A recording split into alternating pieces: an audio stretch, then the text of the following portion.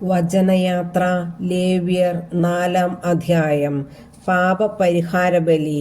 കർത്താവ് മോശയോട് അരുളിച്ചെയ്തു, ഇസ്രായേൽ ജനത്തോട് പറയുക, ചെയ്യരുത് എന്ന് കർത്താവ് വിലക്കിയിട്ടുള്ളവയിൽ ഏതെങ്കിലും ഒന്നിനെതിരായി ആരെങ്കിലും അറിവില്ലായ്മ മൂലം പാപം ചെയ്യുന്നു എന്നിരിക്കട്ടെ.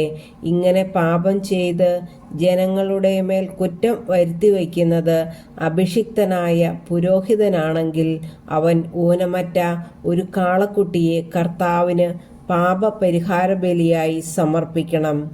അതിനെ സമാഗമ കൂടാരത്തിൻ്റെ വാതിൽക്കൽ അവിടുത്തെ സന്നിധിയിൽ കൊണ്ടുവന്ന് അതിൻ്റെ തലയിൽ കൈവച്ചതിന് ശേഷം അതിനെ കൊല്ലണം. അഭിഷിക്ത പുരോഹിതൻ കാളക്കുട്ടിയുടെ കുറെ രക്തമെടുത്ത് സമാഗമ കൂടാരത്തിലേക്ക് കൊണ്ടുവരണം. അവൻ തൻ്റെ വിരൽ രക്തത്തിൽ മുക്കി അതിൽ ഒരു ഭാഗം കർത്താവിൻ്റെ സന്നിധിയിൽ ശ്രീകോവിലിൻ്റെ തിരശീലയുടെ മുൻപിൽ 7 പ്രാവശ്യം തളിക്കണം. പിന്നീട് രക്തത്തിൽ കുറച്ചെടുത്ത് സമാഗമ കൂടാരത്തിൽ കർത്താവിൻ്റെ സന്നിധിയിൽ ധൂപപീഠത്തിൻ്റെ കൊമ്പുകളിൽ പുരട്ടണം. ശേഷിച്ച രക്തം സമാഗമ കൂടാരത്തിൻ്റെ വാതിൽക്കലുള്ള ദഹന ബലിപീഠത്തിൻ്റെ ചുവട്ടിൽ ഒഴിക്കണം. പാപപരിഹാര ബലിക്കുള്ള കാളക്കുട്ടിയുടെ ആന്തരിക അവയവങ്ങളിലും അവയെ പൊതിഞ്ഞുള്ള മേധസ് മുഴുവനും എടുക്കണം. അതിൻ്റെ 2 വൃക്കകളും അവയിലും അരക്കെട്ടിലുമുള്ള മേധസ്സും കരളിന് മുകളിലുള്ള നെയ്വലയും എടുക്കണം. സമാധാന ബലിക്കുള്ള കാളയിൽ നിന്നെന്ന പോലെ പുരോഹിതൻ അവയെടുത്ത് ദഹന ബലിപീഠത്തിൽ വച്ച് ദഹിപ്പിക്കണം. എന്നാൽ കാളക്കുട്ടിയുടെ തോലും മാംസം മുഴുവനും തലയും കാലുകളും ആന്തരിക അവയവങ്ങളും ചാണകവും കാളയെ മുഴുവനും പാളയത്തിന് വെളിയിൽ ചാരമിടുന്ന വൃത്തിയുള്ള സ്ഥലത്ത് കൊണ്ടുചെന്ന് കത്തുന്ന വിറകിന്മേൽ വച്ച് ദഹിപ്പിക്കണം. ചാരം ഇടുന്ന സ്ഥലത്ത് തന്നെ അതിനെ ദഹിപ്പിക്കണം. ഇസ്രായേൽ സമൂഹം മുഴുവൻ അറിവില്ലായ്മ മൂലം പാപം ചെയ്യുകയും കർത്താവ് വിലക്കിയിരിക്കുന്നതിൽ ഏതെങ്കിലും ഒന്ന് ചെയ്ത് കുറ്റക്കാരാവുകയും അക്കാര്യം അവരുടെ ശ്രദ്ധയിൽ പെടാതിരിക്കുകയും ചെയ്യുന്നു എന്നിരിക്കട്ടെ.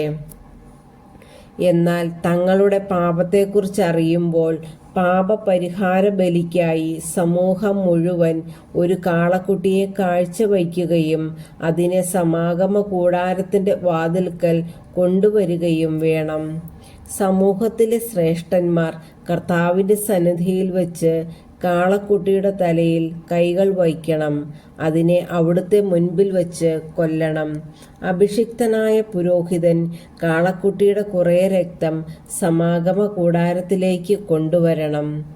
അവൻ രക്തത്തിൽ വിരൽ മുക്കി കർത്താവിൻ്റെ സന്നിധിയിൽ തിരശീലയ്ക്ക് മുൻപിൽ 7 പ്രാവശ്യം തളിക്കണം.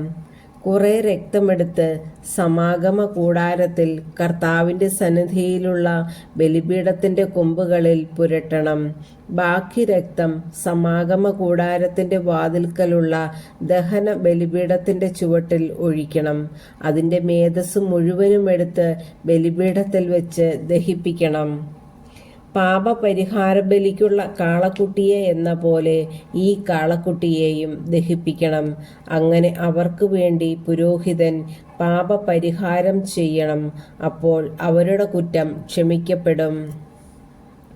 അനന്തരം കാളയെ കൂടാരത്തിന് വെളിയിൽ കൊണ്ടുപോയി ആദ്യത്തെ കാളയെ ദഹിപ്പിച്ചതുപോലെ ദഹിപ്പിക്കണം. ഇത് സമൂഹത്തിനു വേണ്ടിയുള്ള പാപപരിഹാര ബലിയാണ്. ഒരു ഭരണാധികാരി തൻ്റെ ദൈവമായ കർത്താവ് വിലക്കിയിട്ടുള്ളവയിൽ ഏതെങ്കിലും ഒന്ന് അറിവില്ലായ്മ മൂലം ചെയ്തു കുറ്റക്കാരനാകുന്നുവെന്നിരിക്കട്ടെ. അവൻ തൻ്റെ തെറ്റ് മനസ്സിലാക്കുമ്പോൾ ഊനമറ്റ ഒരു കോലാട്ടിൻ മുട്ടനെ കർത്താവിന് ബലിയർപ്പിക്കണം. അവൻ അതിൻ്റെ തലയിൽ കൈവയ്ക്കുകയും കർത്താവിൻ്റെ സന്നിധിയിൽ ദഹന ബലിക്കായി മൃഗങ്ങളെ കൊല്ലുന്ന സ്ഥലത്ത് വച്ച് അതിനെ കൊല്ലുകയും വേണം. ഇത് ഒരു പാപപരിഹാര ബലിയാണ്. പുരോഹിതൻ കുറച്ച് രക്തമെടുത്ത് അതിൽ വിരൽ മുക്കി ദഹന ബലിപീഠത്തിൻ്റെ കൊമ്പുകളിൽ പുരട്ടണം. ശേഷിച്ചത് ബലിപീഠത്തിൻ്റെ ചുവട്ടിൽ ഒഴിക്കണം. അതിൻ്റെ മേധസ് മുഴുവനും സമാധാന ബലിക്കുള്ള മൃഗത്തിൻ്റെ മേധസ് പോലെ ബലിപീഠത്തിൽ വെച്ച് ദഹിപ്പിക്കണം. അങ്ങനെ പുരോഹിതൻ അവൻ്റെ പാപത്തിന് പരിഹാരം ചെയ്യണം. അപ്പോൾ കുറ്റം ക്ഷമിക്കപ്പെടും. ജനങ്ങളിൽ ആരെങ്കിലും കർത്താവ് വിലക്കിയിട്ടുള്ളതിൽ ഏതെങ്കിലും ഒന്ന് അറിവില്ലായ്മ കൊണ്ട് ചെയ്തു കുറ്റക്കാരനായെന്നിരിക്കട്ടെ. അവൻ തൻ്റെ തെറ്റ് മനസ്സിലാക്കുമ്പോൾ ഊനമറ്റ ഒരു പെൺകോലാടിനെ പാപപരിഹാരത്തിനായി സമർപ്പിക്കണം. അവൻ ബലിമൃഗത്തിൻ്റെ തലയിൽ കൈ വയ്ക്കുകയും ദഹനബലിക്കുള്ള സ്ഥലത്ത് വച്ച് അതിനെ കൊല്ലുകയും വേണം. പുരോഹിതൻ കുറച്ച് രക്തമെടുത്ത് അതിൽ വിരൽ മുക്കി ദഹന ബലിപീഠത്തിൻ്റെ കൊമ്പുകളിൽ പുരട്ടുകയും ശേഷിച്ചത് ബലിപീഠത്തിൻ്റെ ചുവട്ടിൽ ഒഴിക്കുകയും വേണം. സമാധാന ബലിക്കുള്ള മൃഗത്തിൽ നിന്ന് മേധസ് മാറ്റിയെടുക്കുന്നത് പോലെ മേധസ് മുഴുവൻ എടുത്ത് പുരോഹിതൻ കർത്താവിന് പ്രീതികരമായ സൗരഭ്യത്തിനായി ബലിപീഠത്തിൽ വെച്ച് ദഹിപ്പിക്കണം. അങ്ങനെ പുരോഹിതൻ അവനു വേണ്ടി പരിഹാരം ചെയ്യണം. അപ്പോൾ തെറ്റ് ക്ഷമിക്കപ്പെടും. പാപപരിഹാര ബലിക്കായി ചെമ്മരിയാടിനെയാണ് കൊണ്ടുവരുന്നതെങ്കിൽ അത് ഊനമറ്റ പെണ്ണാടായിരിക്കണം. അതിൻ്റെ തലയിൽ കൈവച്ചതിന് ശേഷം ദഹന ബലിമൃഗത്തെ കൊല്ലുന്ന സ്ഥലത്ത് വച്ച് അതിനെ പാപപരിഹാര ബലിക്കായി കൊല്ലണം. പുരോഹിതൻ അതിന് കുറച്ച് രക്തമെടുത്ത് അതിൽ വിരൽ മുക്കി ദഹന ബലിപീഠത്തിൻ്റെ കൊമ്പുകളിൽ പുരട്ടണം. ശേഷിച്ചത് ബലിപീഠത്തിൻ്റെ ചുവട്ടിൽ ഒഴിക്കണം. സമാധാന ബലിക്കുള്ള ആട്ടിൻകുട്ടിയിൽ നിന്ന് എന്ന പോലെ അതിൻ്റെ മേധസ് മുഴുവനും എടുക്കണം. പുരോഹിതൻ അത് കർത്താവിന് ദഹനബലിയായി ബലിപീഠത്തിൽ വെച്ച് ദഹിപ്പിക്കണം. അങ്ങനെ പുരോഹിതൻ അവൻ്റെ പാപങ്ങൾക്ക് പരിഹാരം ചെയ്യണം. അപ്പോൾ കുറ്റം ക്ഷമിക്കപ്പെടും.